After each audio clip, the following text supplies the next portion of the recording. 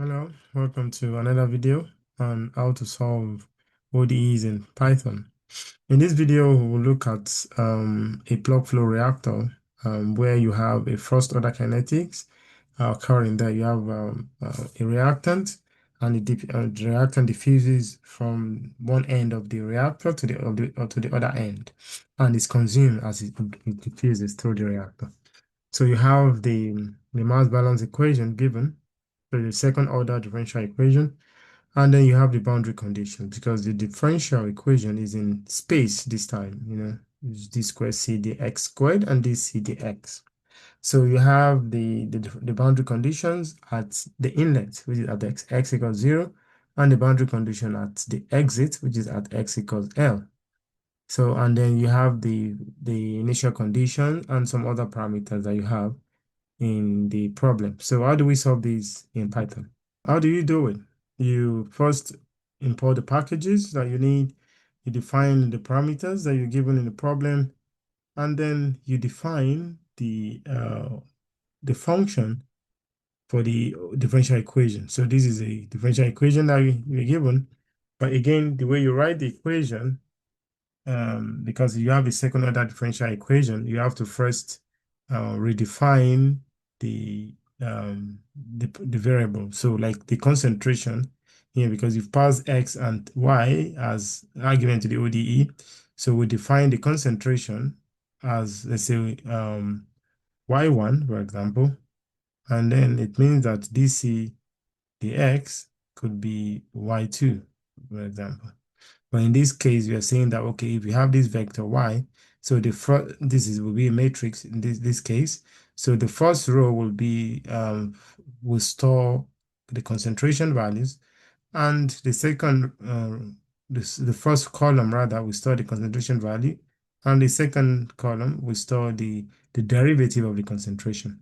So that's what we are saying here. And the second derivative will then be equal to that, because the equation we have, you have to rewrite the equation in terms of the second order derivative. Okay, so you return a stack of both differential, the first order and the second order derivative. So that's why you're using this V stack, vertical stack. So you have the first, you have your d c dx return here, and then you have your d squared c dx squared return here. Okay, so that's what we're doing in that function. Now, the second thing is you define the boundary condition. So because we have boundary condition at the exit and we have the boundary condition at the inlet as well. So that's why you need to return that as an array. So you need to return the boundary condition as an array. So what you're doing here, you're saying, okay, if YA represents the concentration at the inlet, so YA is what is representing A is what is representing the inlet, and B is what is representing the exit. So something like that. And here X is equal to 0, here X is equal to L. Now, if YA represent the concentration, for example, at Y0 will be the concentration at 0 at x equals 0, and YA1, because we need the derivative, remember, is a stack. So you have the concentration here, and we have the derivative of the concentration here. It's something like this, and this CDX here. So that's why the one the 0, so it will be that this is what will grab the first row, and this will grab the second row, and that this is basically dc dx at x equals 0. Okay, so that you understand what is going on here. So the boundary condition, remember the boundary condition is UC in equals UC at x equals 0 minus dc dx at x equals 0. So if you rearrange, you have to write everything to be equal to 0. So it's going to be UC in minus, so everything you have there, UC at x equals 0 minus the C, the X at X equals 0. So that's what I've done here.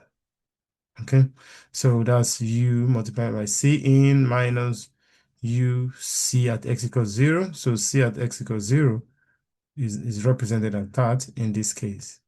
And then U, and then Y A1 is basically the derivative of that.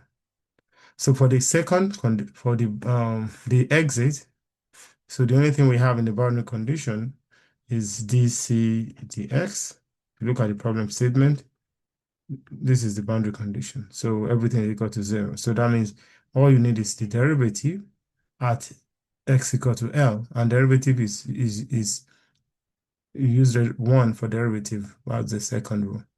And YB is what represents the derivative. So Y, this is also represent the derivative, then B is what represents the exit. So at x equals L. So that's not what we have there. So we have the array. The first one is what return the boundary condition at the inlet, and the second one is what returns the boundary condition at the exit. So you write that as an array, okay? And then you do you add X, you define the specific points that you want to learn. It's like saying you have 0 to L, and L is 100, so you're running up to 100, and you discretize that. So basically, you want how many points? You have 100 points. So you define that, and then you specify, say, the initial guess to be zeros uh, for all the at the different values at different points that you have. And then when you solve, remember this is the boundary value problem. So you need to solve underscore BVP. So the ODE, the boundary condition, the initial guess, and then the specific point that you want to run and the initial guess. Okay, and then you plot it. So this is basically plotting it. You're plotting X against Y, which is concentration. Remember, Y0 is concentration. So when you run, what do we get? So you run, and then it gives you how the concentration changes along the length of the reactor from 0 to up to 100. Okay, so that's it for the video, and I will see you in the next video. Bye.